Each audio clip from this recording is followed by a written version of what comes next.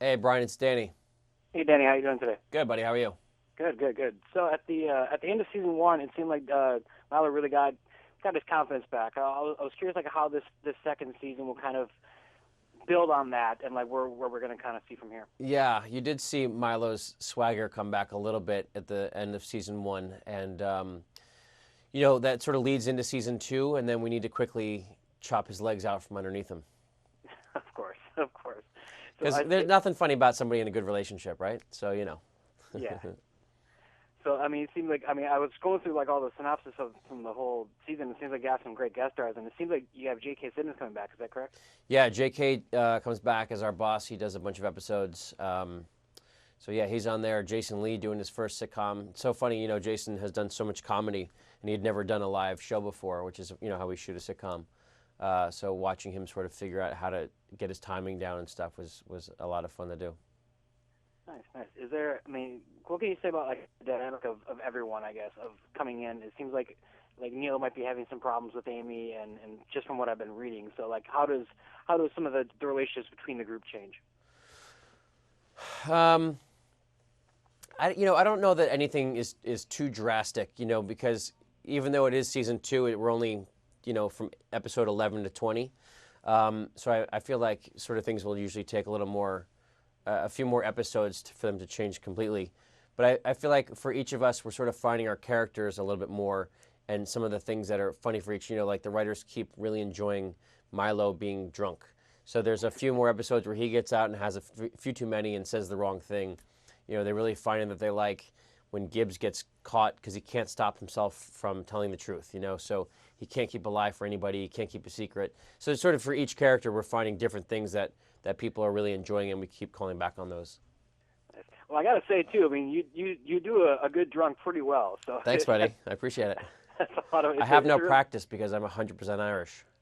Well, I mean, it's a tricky thing to pull off as well too. I mean, you see some really bad ones, you see some really good ones. So yeah, it's cool to have that process. Yeah, I think for me, with characters and chemical dependencies, has been my strong suit this lifetime. Excellent, excellent. So I see you have some guys like John Michael Higgins and Joel David Moore coming on a few episodes later. I mean, can you talk about who those guys play?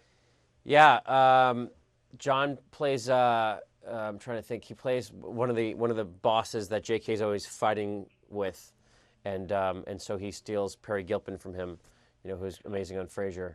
And so and then we have Kevin Corrigan, who's one of my favorite actors. He comes on for the season finale. That also Mark Paul Gosselaar's on as well, as Amy's ex-boyfriend. So there's all kinds of good stuff. Oh, nice, nice. Yep. Is there anyone that you guys are lobbying to get, I guess, this year as far as guest stars go, or is it just kind of been a natural kind of process? Yeah, it's just sort of been who's available and who's not working on their own show at that time and who's not working on a film. I mean, for me, just any of the classic great comedians from all the different sitcoms I grew up watching. If we could ever get Ted Danson or John Goodman or any of these guys, those are always our favorites. Like honestly, in the first season, getting Kevin Pollak was such a big deal for us because he's one of my favorite comedians. He's also a great dramatic actor, and he's done, 150 films. So getting to do those scenes with him. And then also, I really liked how we left characters, like when Wilmer Valderrama came on and Prepon, we left characters that we can have them come back. Billy Baldwin's character, we can definitely have him back. And so it leads opportunity for us to bring back these, great famous celebrities. So do you think Breckin will ever come on as a guest star himself, or do you think? Yeah, it's funny. Breckin actually wrote an episode that he was going to do, but then we got Seth Green, who's his best friend and a very good friend of mine, who was also on '70s Show, and so having Seth play the character was amazing. But it was the one character that Breckin was like, oh, maybe I should do this. So we'll get him on eventually with something that's great. Oh, okay, great. Yeah. I was always I met him on the set a couple last year, so I was always wondering if we'd actually see him.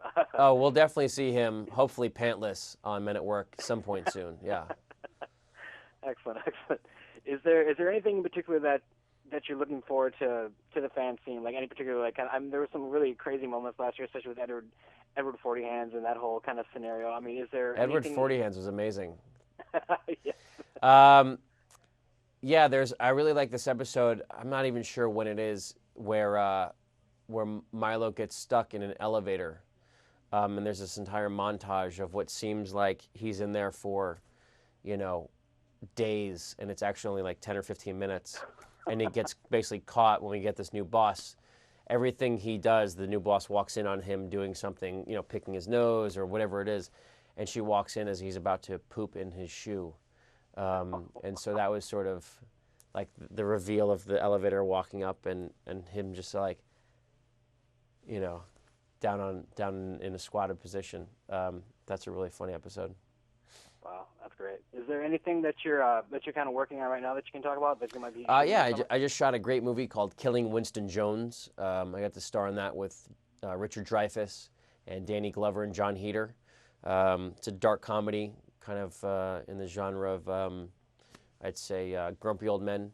My character trying to keep these old guys from killing each other and killing themselves. So that was a lot of fun. I got to shoot in Savannah, Georgia for a couple months. And then right now, just excited about season 2 of Men at Work, and then getting back to work on season 3. Excellent, excellent. That's what I have. Thanks so much, Dan. Awesome. Great talking to you. All right, man. Cheers. Have a great one.